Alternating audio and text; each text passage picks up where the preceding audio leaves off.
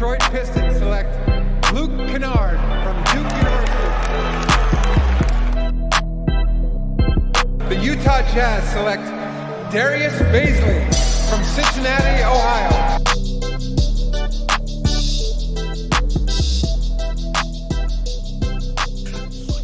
Welcome, everyone, to the Triple Double podcast. This is somewhat of an emergency episode based on all that's been happening with the coronavirus and how that's affected basketball as well as day-to-day life here in Ohio over the last couple days.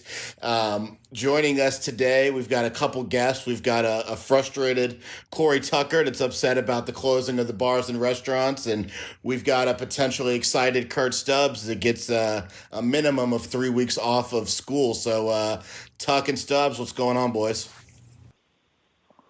How we doing, man? How are we doing? Man, we're here, man. We're here. We're just gonna try and fight through all this. Stubbs, what's the word with you? Not too much, man. It's just in the education field, things just like everything else, I guess, is changing minute by minute. And to be honest with you, it doesn't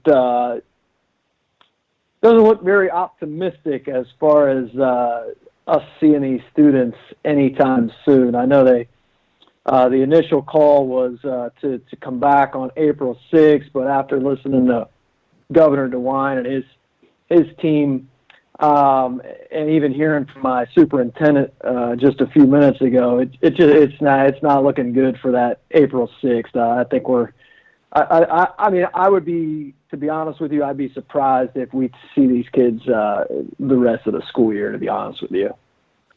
So does everybody get a mulligan then, Stubbs? Like, does everybody get a mulligan? Just move on to the next grade, or I think you're going to have a major issue. If not, I know Governor DeWine has said a couple of times that it's not life or death that we do state testing at this point, and I think a lot of people would agree with that. Every other year, I mean, in any other year as well. But I think that it's kind of like one of those, just once in a lifetime events that it's like move them on to the next grade and, do the best you can with, some schools like the one I work at are fortunate enough to have one-to-one technology with kids that take home Google Chromebooks every night. So, but we know in the state of Ohio, not every school district has those capabilities or is fortunate enough to be able to do that. So I think you got to be very lenient. I think you got to be very flexible and just kind of understanding of the different situations that people are going to go home to, whether it's kids that are going to have to, take care of their younger siblings or just, where some of these kids are going to get meals from, which our district's done a pretty good job of taking care of that. But it's crazy, man. It's just that there's no blueprint for this, and anybody out there that's claiming to be an expert right now, I mean, it's really hard to be an expert on something that didn't even exist a year ago. Well, Stubbs, if that's the case and you don't see them until, the end of August, I mean, how far behind are some of these kids going to be in terms of the information's not going to be fresh at all? I mean, not only do you lose the second half of this school year, but you're going to lose a month just catching up. Yeah, even on a normal year, you have that like summer lag. They get that summer brain when they come back. I mean, it takes, 2, 3, 4 weeks to get them back into, that groove again. And when you're talking about the last time, potentially the last time these students may be in class was March 13th. And, talking about going back in middle of August, hopefully, you're gonna see a lot of, like, it's gonna be, you're gonna have to be pretty creative and flexible when these kids get back, because they are missing basically 2 to 3 months of instruction. But that's just something we're going to have to navigate, and every educator, specifically in Ohio, is going to have to navigate. And but ultimately the people everybody else has kind of got a mulligan, but the people that you're feeling for right now is these kids that have been in school. This is year 13 if they started in kindergarten. The seniors that there is no mulligan.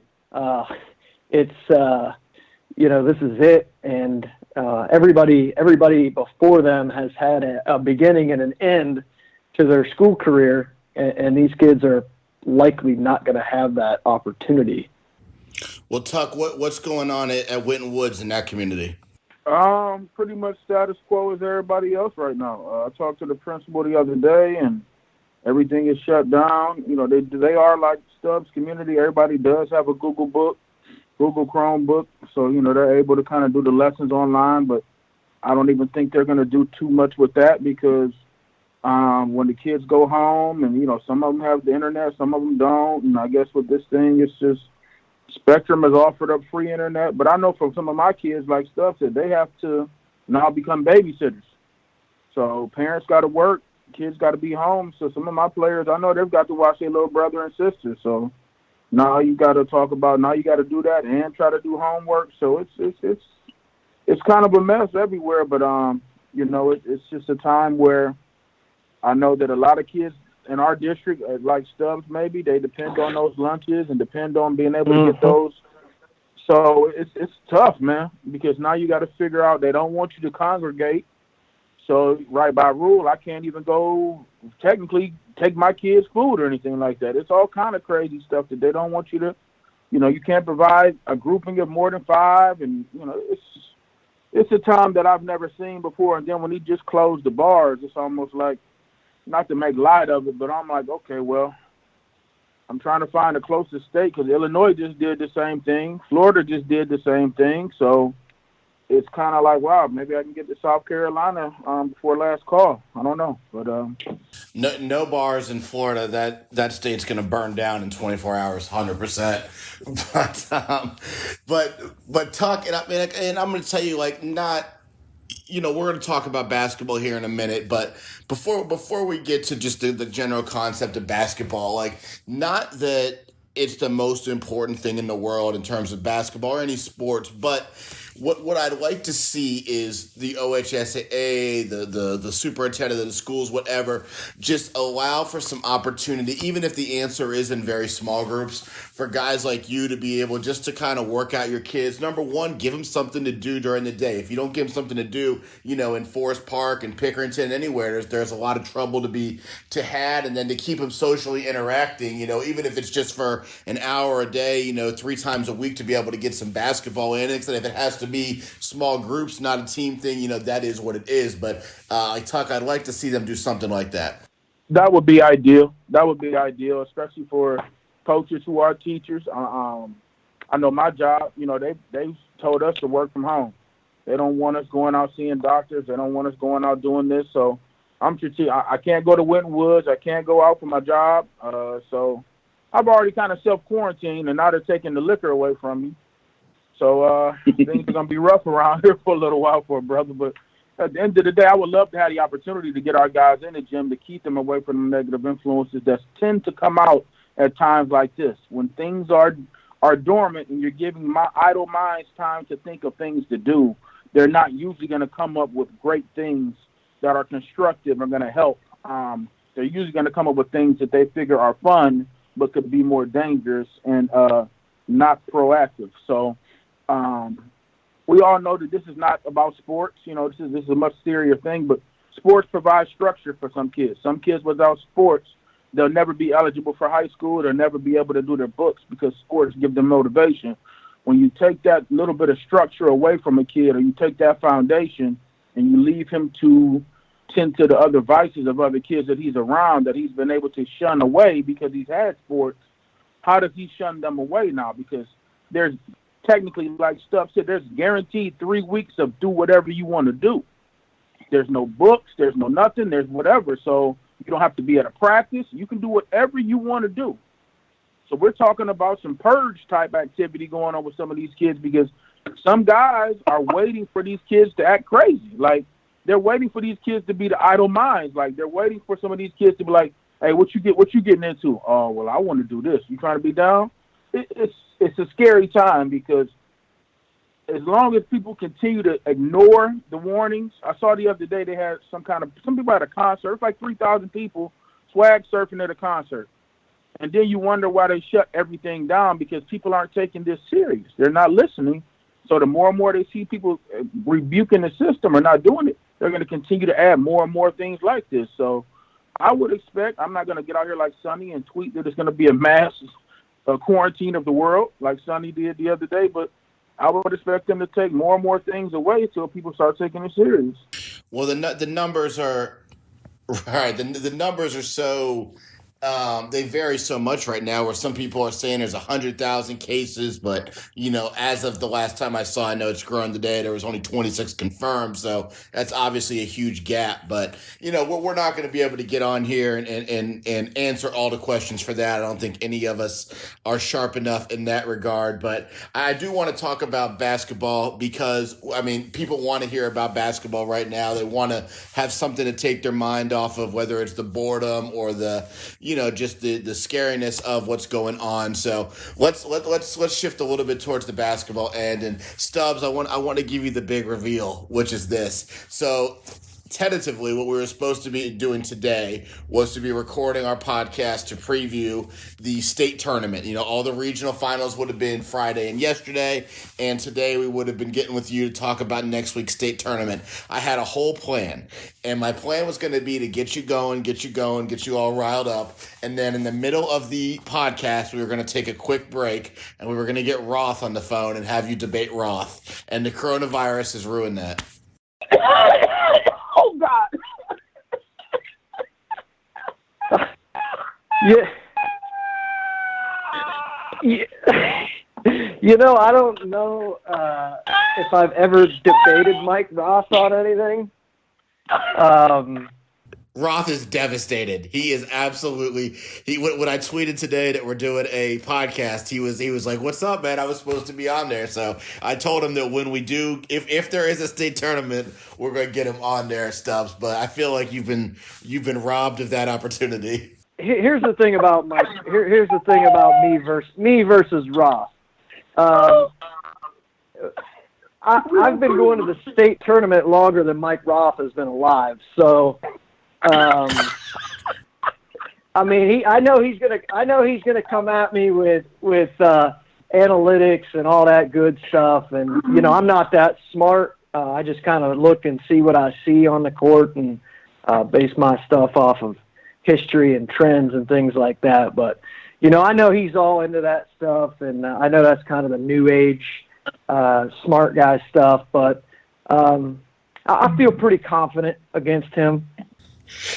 Tuck, what was Stubbs' reaction going to be when we're just like, now joining us for the podcast, special guest segment with Mike Roth? I'm crying over here. I'm like real tears are coming down my eyes for two reasons. One, I don't know, I would have died to hear that one right there because Roth would have came on with so many different. He doesn't have a good feel. Just so many different comments would have came out of Roth that. Probably would have made no sense whatsoever when it comes down to just a simple game of basketball. But Stubbs probably would have been shocked. He would have got a laugh out of it, but I've known Stubbs for years. He would have torched him.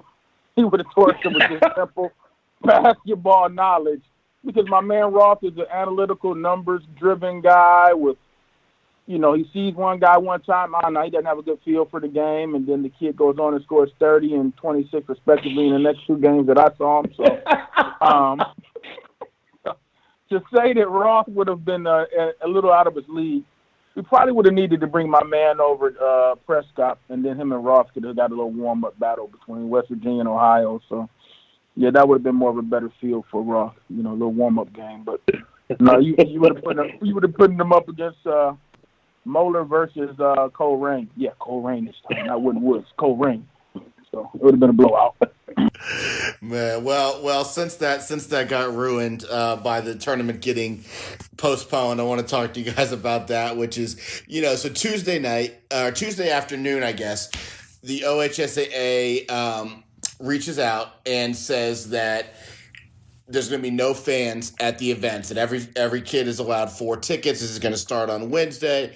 Every kid is allowed 4 tickets. Every coach gets 2 tickets. Very limited fans. Media is still there. I attended a couple games on Wednesday night at Cintas where there was, I don't know, there were more than 4 people per kid, I feel like, but there weren't many people there.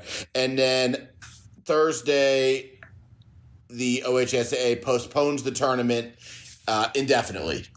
And basically, my thought process on this is once there was the confirmed NBA case with Rudy Gobert and then Donovan Mitchell and all of that, it was pretty much inevitable this is going to happen.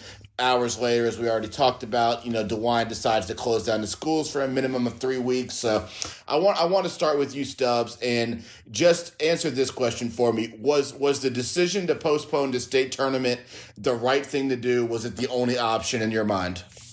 100%. And, selfishly speaking, sure, it was on a personal note, just kind of depressing from a basketball stance, a sports stance, that we're sitting here thinking, okay, today we should be talking about, who's in and what these matchups are going to look like and who's going to win it all. But, he didn't. There was really no other choice. I mean, you can't bring that many people together, and just when you're the leader, you got to make decisions sometimes that aren't going to be popular at that time. But ultimately, when you can look back on it and you're going to go, "Yep, that was the right decision," and I think Thursday the girls' tournament was getting ready to go on at St. John Arena, and the girls' first game was out there warming up, and that's when they called it. So that I'm assuming, and I don't know, I don't have any inside information, but I'm assuming that somebody above Mr. Snodgrass got a phone call to say let's get these guys off the court now, because you wouldn't think you would bring them there, get ready, and then the warm up clock is almost done, and then go, okay, that's it. We're gonna call it. So I would say that somebody above him made that call for him, and ultimately it was the absolute right call. Does this suck for a lot of people involved?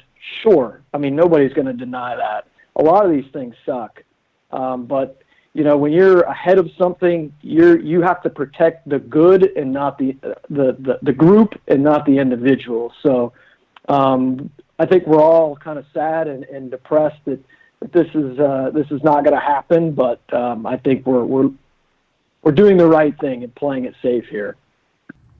So Tuck, let me switch it to you then. We still have plenty of teams left in the tournament, and what forget about the timing that Ohio was one of the very first to go ahead and postpone, but it would have happened regardless. So if you're Mole or Cleveland St. Edward, Hilliard Bradley, whoever, and you're still in the tournament, we're gonna get to it in a little bit here about if we think it's realistic that it'll be finished. But if you're one of those teams that's still in the tournament, as a coach, what are you telling your kids? How are you trying to manage the situation?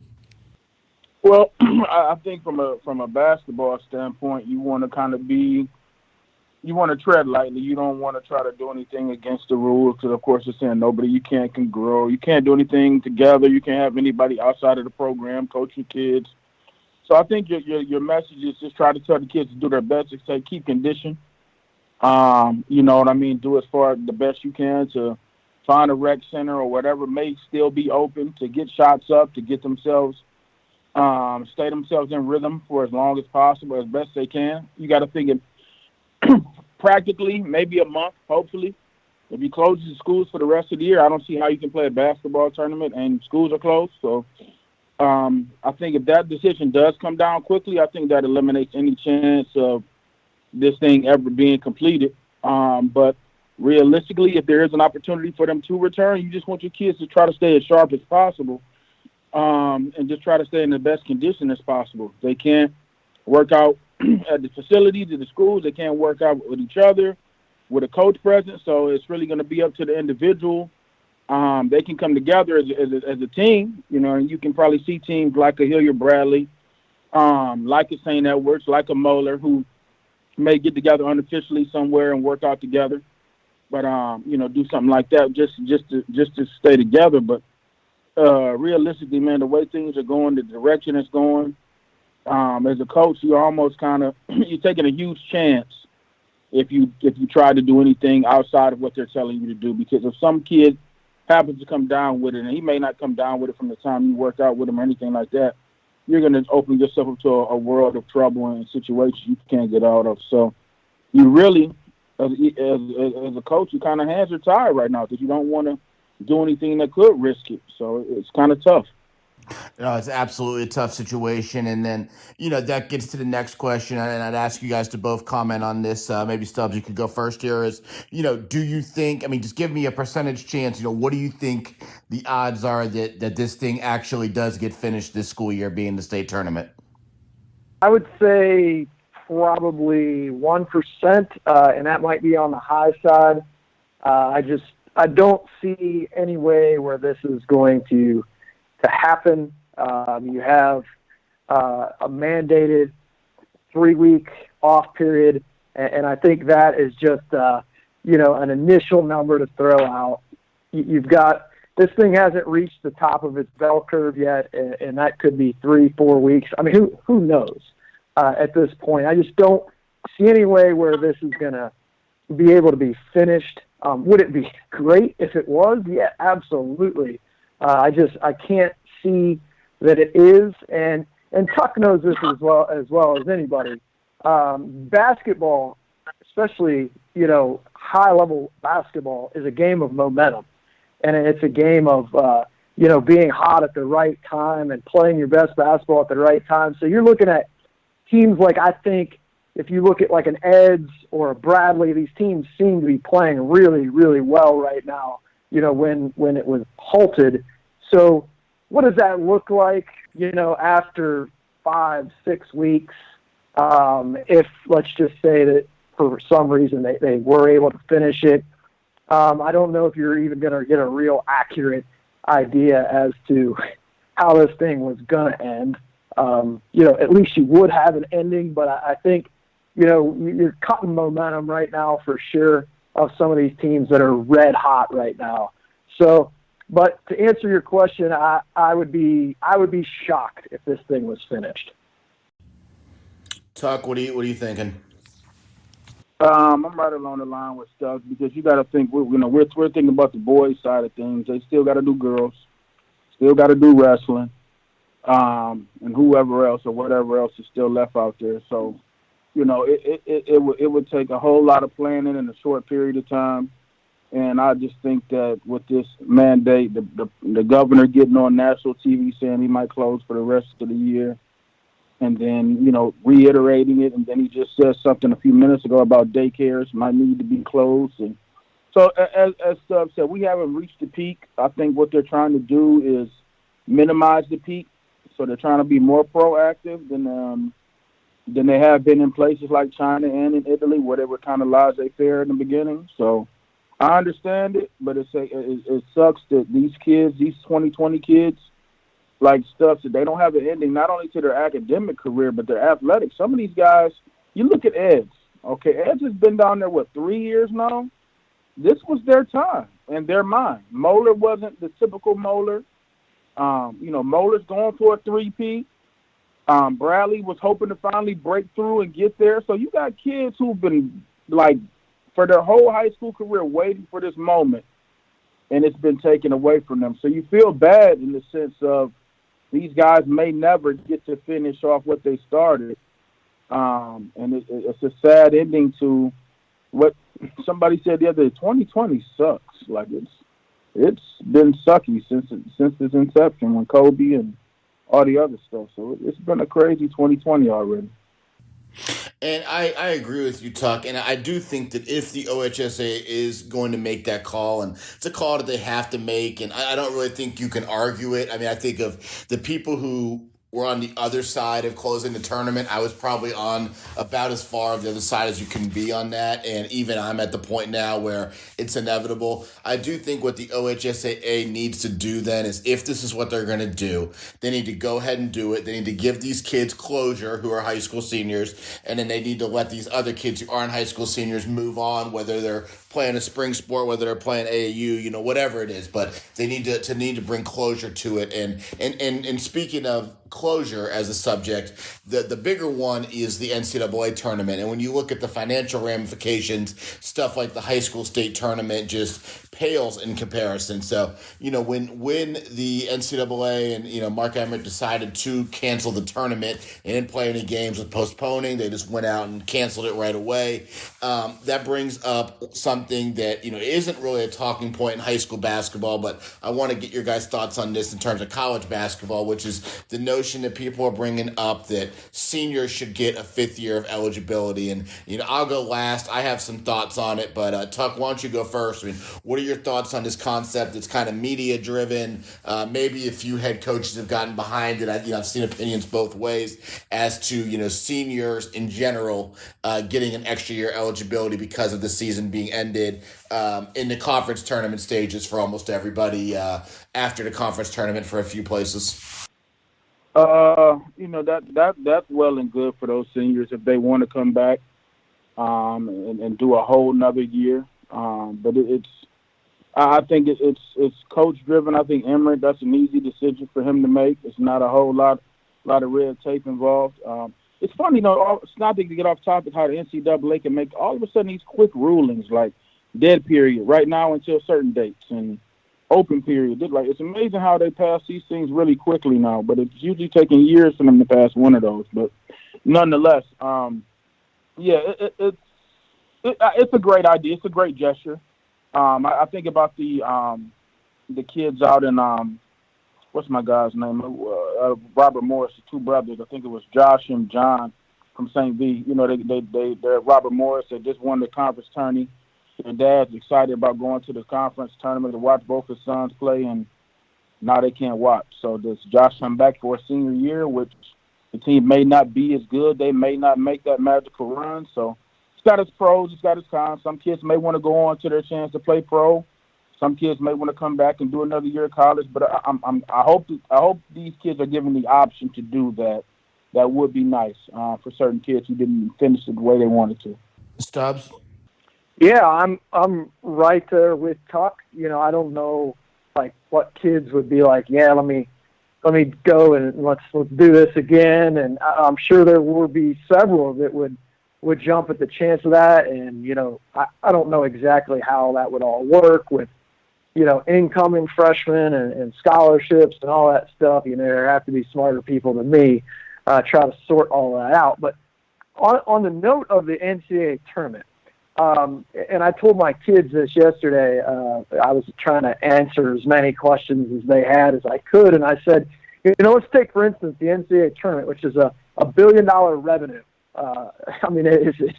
It's really, us in basketball, we watch college basketball throughout the season because we like college basketball, but we're really the minority. Most people don't watch college basketball until the tournament because they can fill out a bracket and, talk at the water cooler about, how good their bracket is. But most people don't watch college basketball throughout the season.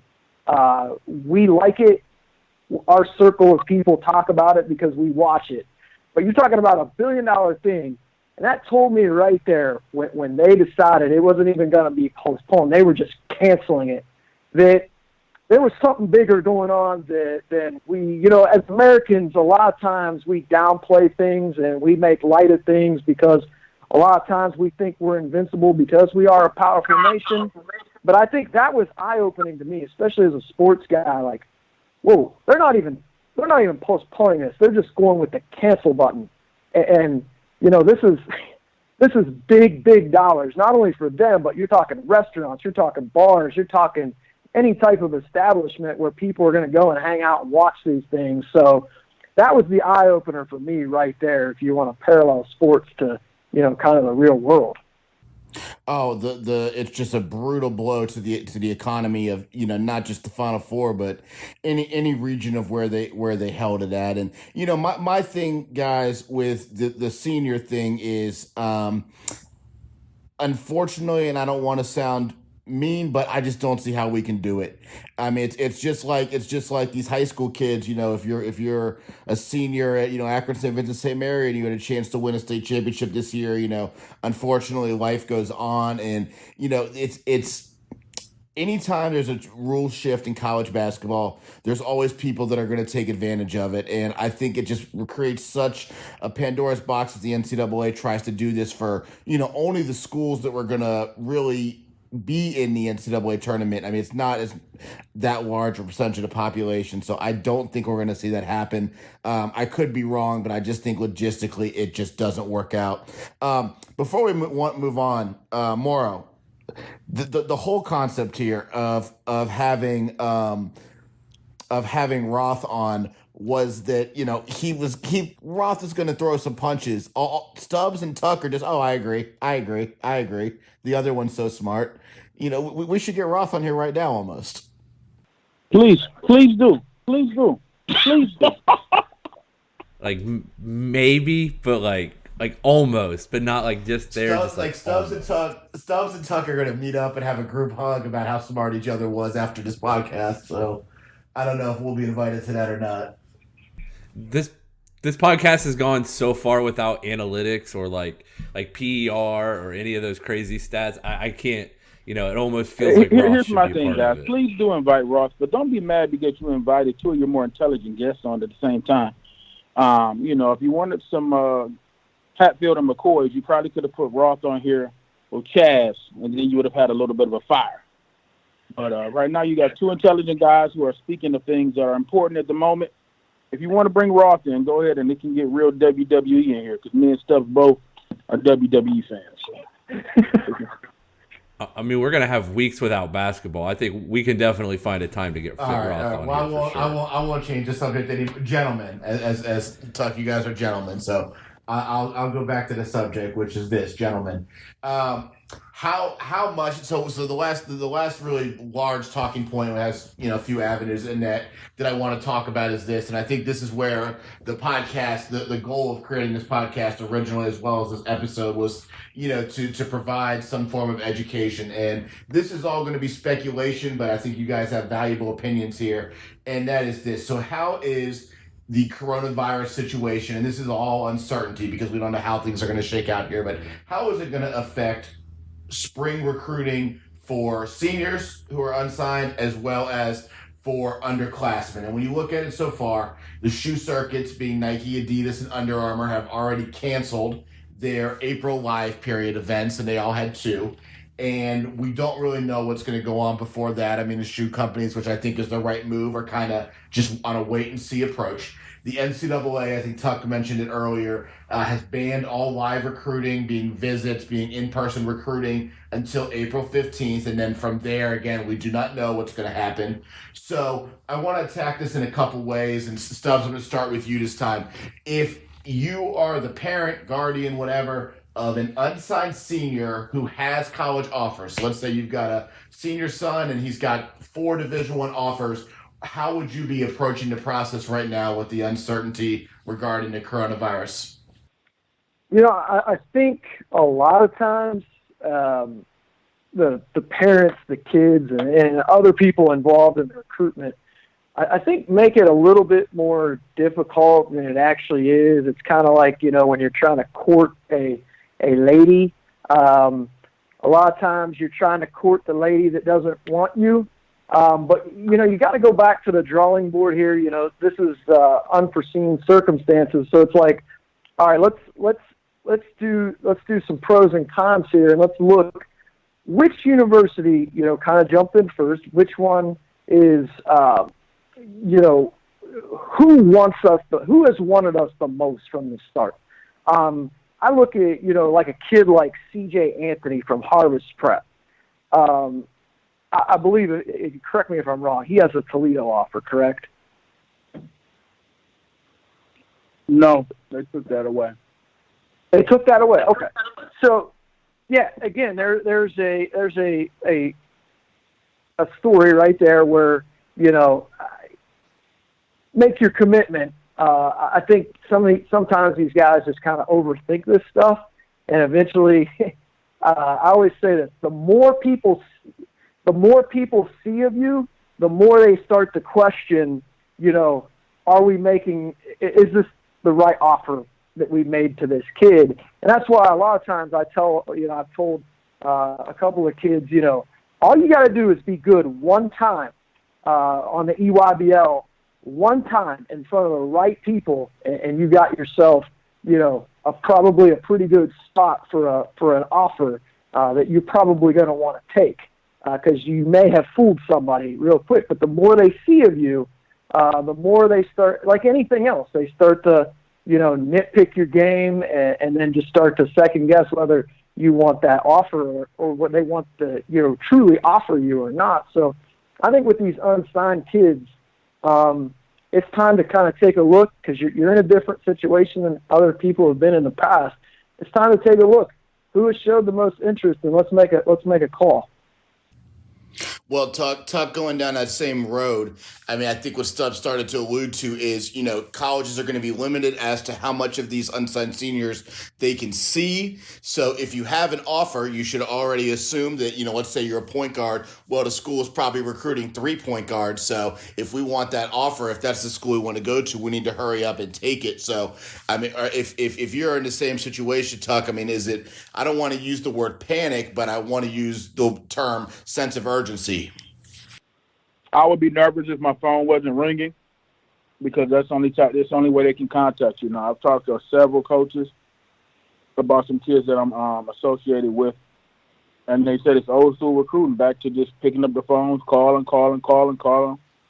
And I think that kids like CJ, I talked to a school the other day about CJ, and it's one of them sad situations where the assistants love him, but the head coach, when we're on the phone, he's like, well, I don't know if he can do this. I don't know if he can do that.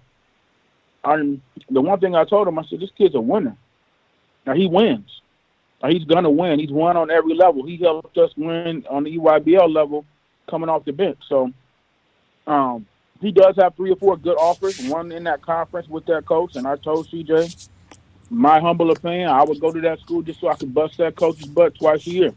That's just the competitor and fire in me, because kids like that, I think, I have a little bit of a leg up, like Stubbs said, because they do play in the EYBL, and these coaches can get on Synergy and see them play in the EYBL and look at that film, so that helps out tremendously. But if you're a kid who's unsigned, I think the EYBL Nike just put out a list of all their unsigned seniors from the 2020 class to try to help some of these kids maybe generate some recruitment or generate some love, because this is it for them. Well, that's the same thing, Tuck.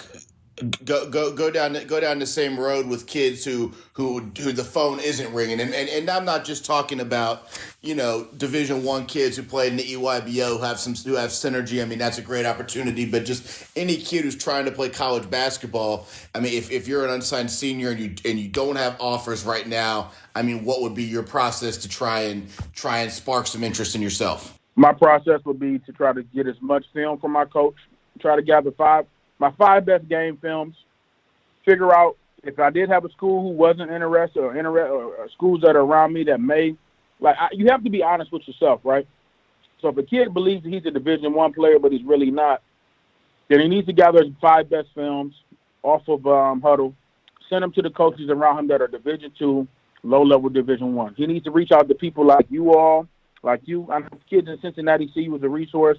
You've been a resource since you started Cincy Hoops way back. So reach out to those type of individuals. You have great writers around Ohio. Chaz, TJ, Zach Zach and them do such a great job for the kids in Columbus, putting out content online, helping out. Like, I would be working my Twitter fingers or Instagram fingers to try to reach out to all these people who are able to be connected to college coaches, because I can't get out. You can't get out to them now. Like, there's no phone calls. So you don't know who can be interested. So reaching out to guys like you, reaching out to guys like Zach, reaching out to guys like Chaz and TJ through Twitter, whatever, to try to help generate some interest, because that's your best way to figure it out. But some kids just need to have that real conversation. I'm a Division II guy. I need to send this stuff out to all the Division IIs. Like, at this point, I don't want to say panic, but it's March. If you were in a state tournament or you were not in a state tournament, they're not going to see you play again potentially. So this is the only way they can see you. So gather up your 5 best game films and send them off. Don't send no highlights because coaches don't want to see highlight films. Put your 5 best game films together, send them out, and see what happens. Because at this point, to me, that's the only thing you can do. No, one thing real quick, Stubbs, which is to Tuck's point, which is even if somehow, where you guys are putting it on 1%, even if the 1% happens and they do these tournaments, the chances of fans, i.e. college coaches, being able to attend is probably 1% of the 1%. So, but I don't want to interrupt you, Stubbs. What were you going to say? No, I all great points made. I wanted to kind of piggyback off a couple of those things. And one was, the good thing is this isn't happening in 1995 where as a kid or a family you can't be marketable. You can still be marketable in this day and age without coaches being able to see you because of the technology such as Huddle or Synergy or just social media in general. If you play it right, you can still be marketable because you can still, because you're mobile now. Like in 95, 2000, if they couldn't get out to see you, they were basically just basing what they knew about you off somebody else's opinion. But now they can actually see it with technology advancement. So if it was going to happen right now, I mean, these kids are still in a better spot than they would have been had this would have been 20 years ago. And then let's take, for instance, like we had mentioned C.J. Anthony. There's a lot of other guys, but take, for instance, like, and compare him to like a Sincere Carey. If this would have happened in 2018, I'm going to be honest, Sincere Carey probably is at West Liberty. No, not probably. Definitely. That's a tremendous point. Absolutely. Yeah. So, I mean, those 2 games, Pick Central and then even, play Moeller in the finals, which they lost, but still, those 2 games gave coaches an idea, a healthy Sincere Carey on a big stage to see what he could do, which inevitably they were able to back out of the letter of intent at West Liberty, and he is, playing very well in the A-10 for Duquesne. So that's kind of one of those stories where, Sincere was able to write his own ending, which led him to, greener pastures. Well, and that's what I want to talk about, which is there's also an emphasis on college coaches to handle this situation, right? And there's going to be equal, if not more, pressure on them as they're the professionals who have been through this recruiting process before, unlike 90% of the families that are going through it. So there's a trend in college coaching and recruiting that I think people have harped on the last couple of years, which is, they see college coaches to panic. And when I say panic, it means that, late in the process, they'll take anybody, we need a guard that can help us next year. And they end up taking a guy who he's available because, he probably isn't quite good enough for that level, but they panic and take him thinking, well, he's the only guy we can get that can help us for next year. So, Tuck, what do you think the reaction or mindset is going to be of college coaches when they first hit that road, whether it's April 16th or whether the NCAA delays it much further? I mean, I have a feeling it's going to be very, very hectic. Heavy grad transfer market because of a lot of these reactions. Mm-hmm. Heavy grad transfer market because you're going to see a lot of kids leave. A lot of kids, I don't know where the NCAA is on that rule that I'm pretty sure we all heard everybody's going to get 1 transfer. So coaches are going to rely on what they've seen or what they think a kid has done already on the collegiate level. And I don't think they're going to go after a lot of these unsigned singers, sad to say. I think these unsigned singers are going to get a raw deal all the way around because I think coaches are not going to be – if you got a kid left, and let's say you end up having 2 scholarships, do you take a chance on a kid, like you said, who may not be or may be at that level? Do I hold it one back for next year, for 2021?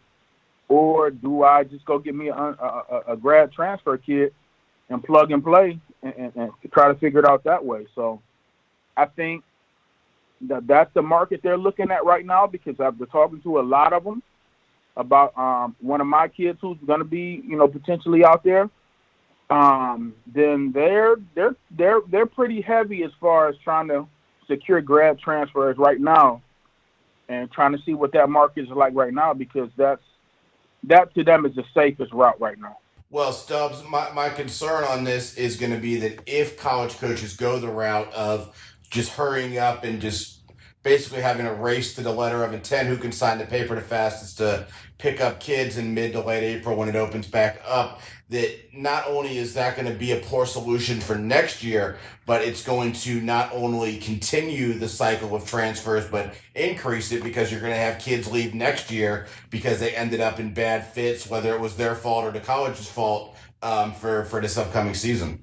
Yeah, we've seen that being a growing trend over the last, several years anyway. Coaches reaching in and grabbing a guy at the last minute, knowing he's probably not going to be with their program for more than a year or two, kind of maybe just come in and we need a guy to, fill a spot to practice and things like that. But I think you are going to see, when you have less time, you get, obviously poor decisions because you're trying to make snap judgments. But along the lines of what Tuck says, I've talked to a couple of coaches out and about this year, and they were just kind of telling me how the landscape of recruiting, especially outside of your high major schools, is really trending towards that grad transfer. We need guys that we can come in and plug and play, because let's be honest, a lot of these seniors, high school seniors, it takes 2 or 3 years to teach them how to play. Yeah, sure, they're talented, but when you watch them play, they don't do a lot of the right things. And Stubbs, real quick, the kids aren't as patient as maybe they used to be in terms of waiting those 2 or 3 years. No, and it's like, hey, you told me. Yeah, I know the coach told you. The coach wanted you there. That's why he told you that. But people don't. If I don't play the first year, let me go see if I can play over here instead of sticking around a couple years to develop and develop and develop. But it's so much easier to go grab a guy that might be 22 years old, a man, and put him into your lineup because he already knows how to play. Where you're bringing in some 17, 18, maybe 19-year-old incoming freshman that it's going to take a couple of years to get him stronger, and along the lines of that, just teaching him basically how to play, because a lot of times in high school, these talented kids can get away with a lot of bad habits because they're just better than the other kids that they're playing against, and those things aren't corrected because they don't have to be at that point in time. So I'm a big, I know the grad transfer thing, but if I had my choice, I'm going out to get me a 22-year-old guy that knows how to play. Well, I understand that, and I understand where it's appealing from a college coach thing standpoint. The other advantage of a 22-year-old is that they are already acclimated to life in college, life away from home, managing your time, and all that goes with that. And that is sometimes worth even more than just the basketball. So as much as I'm not a fan of the grad transfer, I do agree with you guys. If you're a college coach, it's a necessary evil. And one thing I've gotten over the last 2 years, but it really increased this year, is any kid that's from Southwest Ohio, Cincinnati, Dayton, sometimes other places too, if they are a freshman or a sophomore at a Division I school and they're not playing a ton, regardless if the team is winning or not, I'm getting texts from multiple D2s like, hey, saw this kid's averaging 6 minutes a game in the month of February. Is he staying? So it's, the Division IIs are really capitalizing on that and getting talented kids to transfer in that, didn't see much playing time on Division I level. So yeah, the dynamic has really changed. So I wanted to ask you guys this, and I've been thinking about this today. And here's the way I look at the spring recruiting this year. And I know that there's no answers, so I'm not trying to come up with any answers, but I've come up with one thought, and that is I think the NCAA absolutely owes the kids who are 2021, meaning they're going to be high school seniors next year. This is their summer to get recruited, whether it's on the Nike EYBL or, whether it's at a Division II level and some smaller AAU events. But the NCAA owes them answers to the best of their ability. And what I say there is, they need to come up with a plan, and they need to come up with a contingency plan if something were to happen with the virus that would alter the first plan. But I do not think it's fair to these kids who've worked their whole lives to get to this point to be kind of just laying out there not knowing what's going to happen with AAU. And I don't think it's asking a whole lot of NCAA to say, here's our general plan for how we're going to handle April being closed. We're going to make it up in May. We're going to do whatever. Do you guys think that that's reasonable of the NCAA to accomplish here in the next, say, 2 weeks? Well, that's what we're waiting on. When I say we, with my affiliation with the EYBL and Nike, that's what everybody's waiting on. Once they decide what they're going to do, then you can see Nike and Adidas and Under Armour kind of follow suit. My simple request, open up the whole month of July. If all this stuff takes the easiest way to do it. Open it up July like you had it before. The kids still get the same amount of weeks as they got the whole year. They just get them all in just July. Now, does that put a lot more pressure on kids? Yeah, but it doesn't disturb the normal flow of too much of anything. Open up July, make that available for coaches to go all out in July, and it makes it a little bit easier. Because at this point, if you do one in May and then you open up the whole month of July, like I said, maybe the last one in May, the Memorial Day weekend or whatever last weekend, and then the whole month of July, the kids are getting the same thing they needed before. They're getting the amount of open sessions to be seen, and I think that's feasible. Hopefully, if things are back to some sort of normalcy by May, I think that's reasonable. And you made a comment earlier, Tuck, which is that, the NCAA can be notoriously slow on a lot of information. And this isn't one, to me, that's hard. Like you just said, very, very simple plan off the top of the head. Open up maybe Memorial Day, open up the entire month of July, leave June as it is with the changes to the high school month and the camps and everything. But I just really think that they owe this to the kids. Stubbs? Yeah, I think the only thing that I would add is, as far as the NCAA goes, it's really hard to come out and say anything with certainty right now of what you're going to do or how it's going to work. The one thing that I would say is that we are going to continue to consult with the experts and how this is developing and what is a possible timeline for this thing to maybe die down a bit.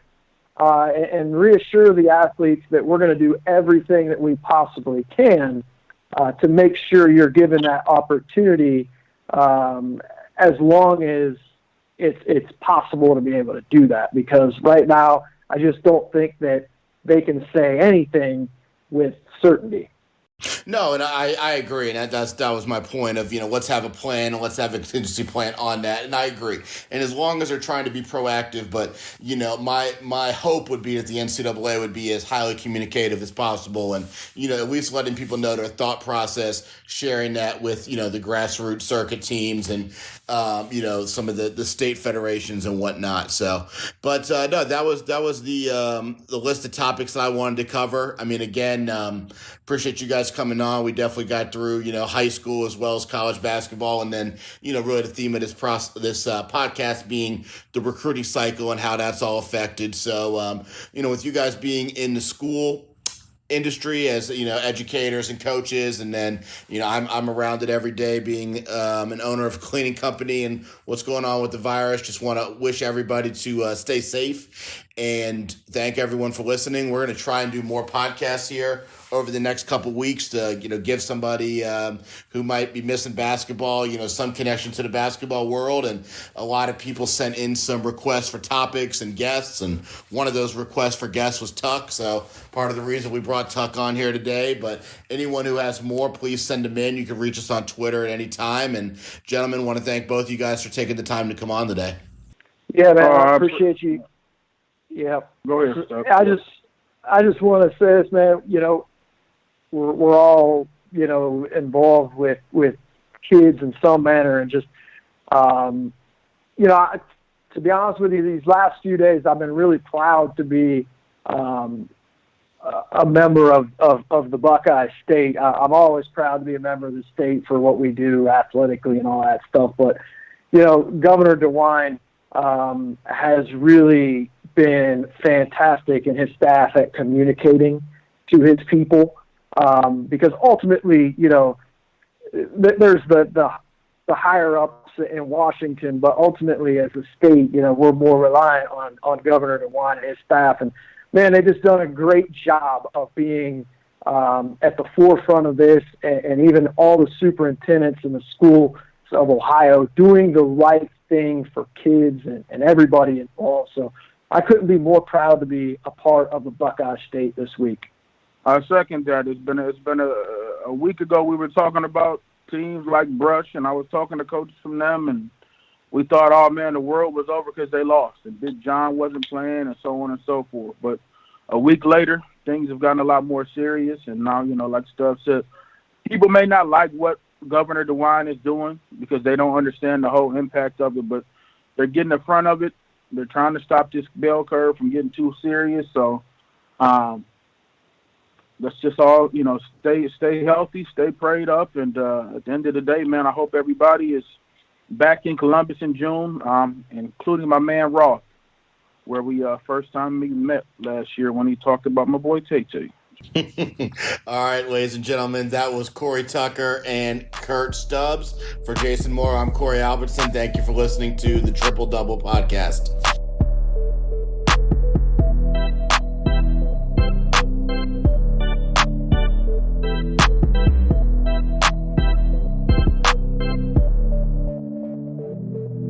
This podcast is brought to you by PlayEasy.com. For players, coaches, or casual athletes looking to book a sports facility, as well as owners and managers of sports facilities, PlayEasy.com is the new one-stop site for streamlined services. If you're looking for a place to practice, play, host your tournament, camp, or other, simply go to PlayEasy.com and create a booking request for your area. Your request will go out to surrounding facilities who will respond with their best offer. Once you receive the offer that best fits your needs, book the facility and you're ready to play. For facility owners and managers, PlayEasy puts the power in your hands to maximize the usage and visibility of your facility. Register your facility for free today at PlayEasy.com. PlayEasy.com is the booking site built by athletes, coaches, and facility managers, and is proud to help bring you the Triple Double Podcast. This podcast is also brought to you by Anago Cleaning Systems. Are you tired of struggling in a dead-end job? If so, Anago Cleaning Systems has what you're looking for, an opportunity to go into business for yourself, but not by yourself. With franchising opportunities available for as little as a $2,500 down payment, purchasing an Anago franchise has never been easier. Once you own your Anago franchise, you're licensed to clean commercial facilities all around the greater Cincinnati, Dayton, or Columbus areas with the support of Anago's sales, quality control, operational, and accounting staff. Call 513-332-0033 today for your opportunity to be your own boss and grow your own commercial cleaning company under the guidance of Anago's proven and successful system. Again, call 513-332-0033 to learn more. With Anago, your future starts today.